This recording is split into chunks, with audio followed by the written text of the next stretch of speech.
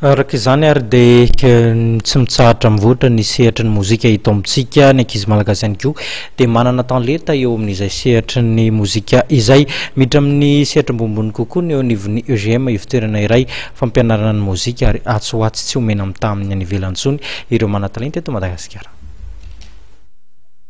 Anisan'ny manintona ireo tanora amin'izao fotoana izao ny fianarana mitendry mozika. Efa betsaka rahateo ireo sekoly izay mampianatra momba izany. Isan'izany indrindra ny sekoly mampiovana mozika sy ny dihy ary ny teatra izay nivoatra kokoa lasa conservatoire.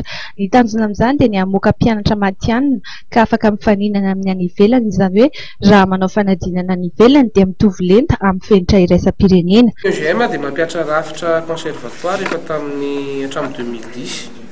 Ankehitriny dia mijoro ara-panjakana ny rafitra atao hoe CMUM na hoe Conservatoire de Musique de Madagascar.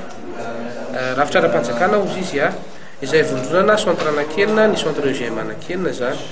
Dia anatin'ny règlement interne anay zany ny fampiarana ny programme izay manaraka cycle anankitelo. Dia misy cycle 1, cycle 2, cycle 3. Rafitra tsy miankina amin'ny fanjakana anefa ny io zavatra io zany hoe privé. Conservatoire misy karazana anankiroa, misy ny ara-panjakana, ohatra hoe ny manana rafitra anazy fanjakana, dia misy ihany koa ny tsy miankina fanjakana. Fa rehefa manaraka an'ilay hoe cursus ny cycle anankitelo io dia manao examen dia azo antsoina hoe conservatoire de musique izay, fa conservatoire de musique privé fa tsy public. Ametraka ny fari-pahaizana mifanaraka amin'ny any ivelany, araka izany ny tanjon'ny sekoly mampiovana ny mozika sy ny dihy ary ny teatra.